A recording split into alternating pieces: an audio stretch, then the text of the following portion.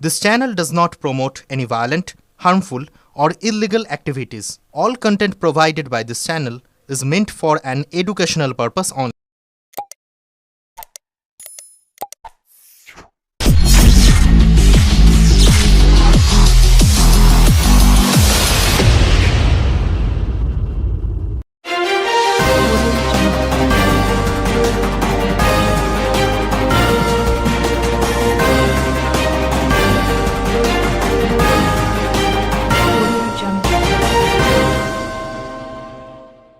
জামিন পেয়েও জামিনদার না থাকায় প্রায় 2 বছর ধরে জেলে বন্দী ছিলেন ভিন রাজ্যের এক বাসিন্দা। ডিস্ট্রিক্ট লিগাল সার্ভিস অথরিটির সহযোগিতায় 20,000 টাকা বন্ডে জামিন পেলেন বদ্রি সাহানি, বয়স 45।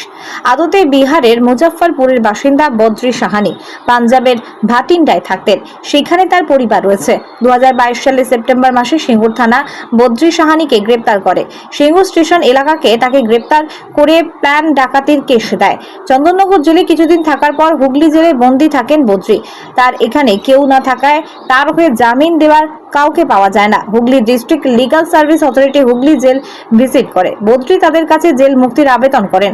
তার কোনো আইনজীবী ছিল না। ডিএলএস তার জন্য আইনজীবীর ব্যবস্থা করে, কিন্তু নিম্ন আদালতে জামিন না হওয়ায় জজ কোর্টে আপিল করা হয়। সংকল্প টুডে স্বেচ্ছাসেবী সংস্থার উদ্যোগে 20,000 টাকা বন্ডে জামিন হয় বদ্রি সাহানির। ডিএলএস এর আইনজীবী ছিলেন সুকান্ত কুমার দাস।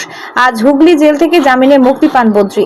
জেল থেকে বেরিয়ে বলেন, বাড়ি থেকে কিভাবে হুগলিতে চলে এসেছিলাম মনে নেই, তখন মাথা ঠিক ছিল না, বাড়ির ঠিকানা বলতে পারিনি। পরে জেলে থাকার সময় চিকিৎসা হয়, এখন ভালো আছি। বাড়ি যাব, সেখানে স্ত্রী ছেলেরা রয়েছে, তাদের ফোন নাম্বার না থাকায় কোনো যোগাযোগ হয়নি। তবে সরাসরি বাড়ি পৌঁছে চমক দিতে চান তাদের। ডিএলএস এর সম্পাদক মানালি সামন্ত বলেন, 2023 সালের 14 মার্চ বেল অর্ডার পাশ করার পরেও তার বন্ডের টাকা জমা করতে পারেনি। 20,000 টাকার বেল বন্ডে তার জামিন মঞ্জুর হলে এতদিন জেলেও ছিল। আমরা যখন জেল ভিজিটে যাই তখন সে কাতর অনুনয় বিনয় করে দীর্ঘদিন ধরে তার জন্য আমরা চেষ্টা করি। আমরাও চেষ্টা করে যাচ্ছিলাম বদ্রি সাহানি যাতে জেল থেকে বেরিয়ে তার পরিবারের কাছে যেতে পারে। এই লড়াই শেষ হয়েছে। এই বিষয়ে স্বেচ্ছাসেবী সংস্থা যারা লিগাল এন্ড আইনি সহায়তা নিয়ে সারা দেশে কাজ করে তারা সাহায্য করেছে।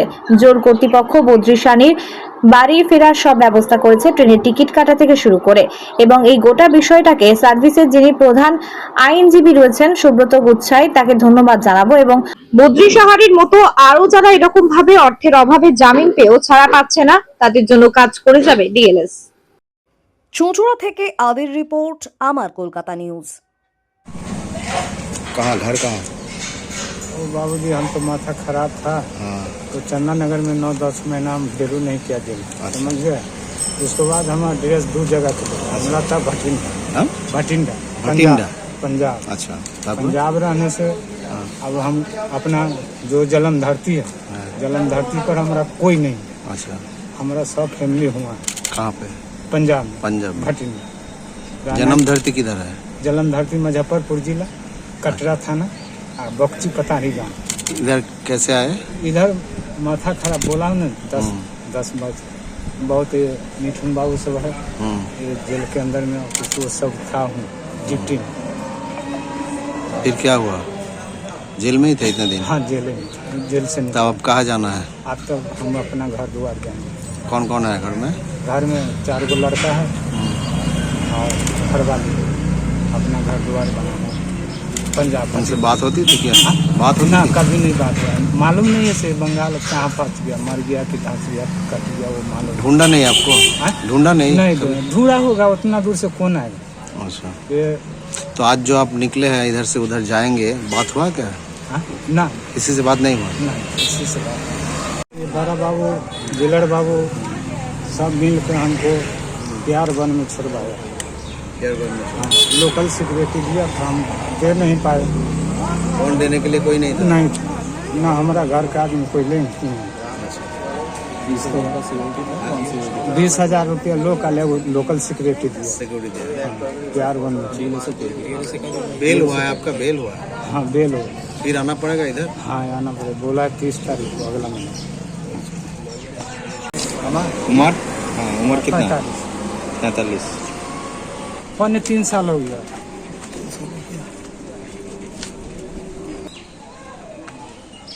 জলন্ধরে কোথায় বাড়ি বললে? कहाँ पर आपका घर कहाँ पर था? घर पहले मुजफ्फरपुर जिला में था। मुजफ्फरपुर। वहाँ से 35 बरस छोड़ के हम चला गया भटिंडा। अच्छा भटिंडा। भटिंडा तो यहाँ कैसे आना हुआ? यहाँ बाबूजी पकड़ा गया, सेमूर में पकड़ लिया थाना वाला, जो बाहर निकला था स्टेशन पर से पकड़ लिया। क्यों पकड़ बाहर में भूख है, पागल आदमी के तो जानबे करते। बहुत मारा चंदानगर में, सिपाही लोग, कैदी भी मारा। कैसे काटा 3.5 साल यहाँ पर?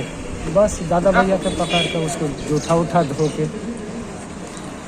यहाँ पर कोई डॉक्टर वगैरह हुआ? हाँ डॉक्टर वगैरह हुआ। अथी वहाँ से हुगली से पकड़ा, अथी चंदानगर से हुगली से बरतमान ऑपरेशन हुआ मेरा हाइड्रोसिल। 6 महीना 6.5 महीना हुआ। हाइड्रोसिल ऑपरेशन हुआ? हाँ हाइड्रोसिल कहाँ पर हुआ? यहाँ पर ही बरतमान। वर्धमान में? अच्छा अच्छा। अब कैसे है सर सही आपका दिमाग फिमाग सब? हाँ सही। कैसे जाएंगे यहाँ से? यहाँ से पकड़ेंगे, जाएंगे बेंडिल, अब बेंडिल से वही अपना हावड़ा जाएंगे, हावड़ा से अपना दिल्ली वाला गाड़ी पकड़ लेंगे। पैसा कुछ है सब? पैसा वैसा व्यवस्था कर देंगे। अच्छा अच्छा। আজকে একটি বিশেষ দিন এই কারণে, আজকে আমাদের প্রায় 2.5 বছরের একটি লড়াই আজকে শেষ হলো।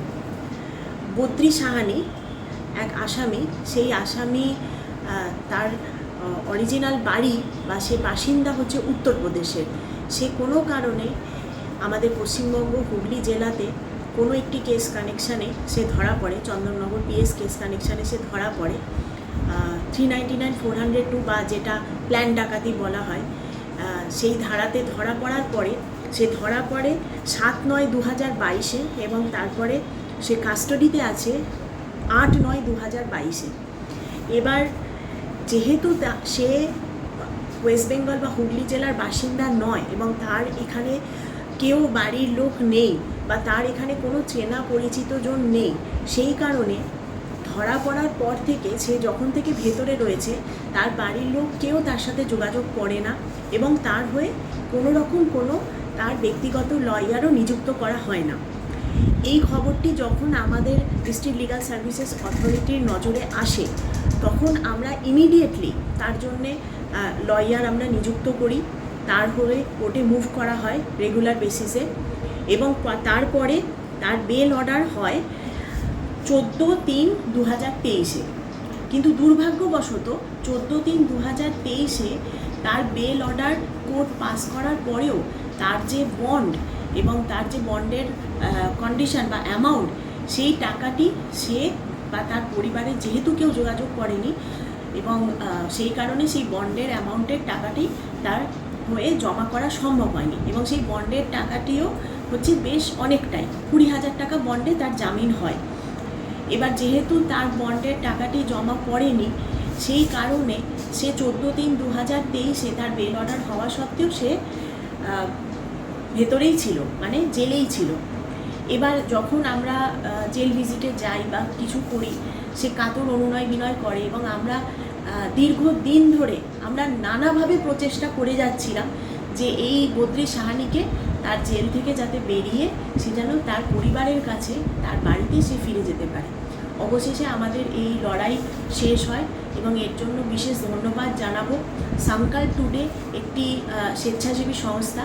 এই স্বেচ্ছাসেবী সংস্থা লিগাল এড বা আইনি সহায়তা নিয়ে বিভিন্ন রকম কাজ ওয়েস্ট বেঙ্গলের বিভিন্ন জায়গায় করে বেড়ায় এবং তারা বাইরেও, ওয়েস্ট বেঙ্গলের বাইরেও তারা কাজ করে। তো আমরা ওই স্বেচ্ছাসেবী সংস্থার কর্ণধার যিনি আছেন ইমতিয়াজ বাবু, ওনার সাথে আমরা কথা বলি, ওনাকে আমরা এই সমস্যাটা জানাই। তো তখন উনি শুনে সঙ্গে সঙ্গে রাজি হন এবং উনি ওনার সাহায্যের হাত বাড়িয়ে দেন এবং তার বন্ডের সমস্ত কন্ডিশন এবং বন্ডের যে অ্যামাউন্ট, সেই অ্যামাউন্ট ইমতিয়াজবাবু দিয়ে দেন এবং যার ফলে তার হচ্ছে আজকে সে অবশেষে মুক্ত হয়। আজকে সে হুগলি জেল থেকে বেরিয়েছে সকালে এবং জেল কর্তৃপক্ষ সমস্ত রকম আয়োজন করে দিয়েছে তার বাড়ি ফেরার জন্য, টিকিট কাটা থেকে শুরু করে টিকিট কেটে, এবং সে যাতে তার পরিবারের কাছে তার বাড়িতে সে ফিরে যেতে পারে। জেল কর্তৃপক্ষ সেই সব কিছু ব্যবস্থা করে দিয়েছে। হয়তো এত বছরে তার বাড়ি এবং তার পরিবারের লোকেরা হয়তো তাকে ভুলতে বসেছে, কিংবা হয়তো তার বাড়ির লোক হয়তো ভেবেই নিয়েছে যে বদ্রি সাহানির সাথে কিছু ঘটনা ঘটে গেছে। আজ এত বছর পরে সে বাড়ি ফিরে যাবে, এর থেকে আনন্দ আমাদের ডিএলএসএ হুগলি তরফ থেকে তাকে বিশেষভাবে আমরা শুভকামনা জানিয়েছি যে সে যাতে সেফলি বাড়িতে ফিরে যেতে পারে। এবং আমাদের তার বাড়ি ফেরার পিছনে এবং তার এই লড়াইয়ে যারা প্রচেষ্টা করেছেন তার মধ্যে অবশ্যই আমি নাম করব আমাদের যে legal add defence council system রয়েছে তার যিনি চিফ আছেন সুব্রত গুছায়েত বাবু, তাকেও বিশেষ ধন্যবাদ জানাবো। উনিও অনেক রকমভাবে চেষ্টা করেছেন।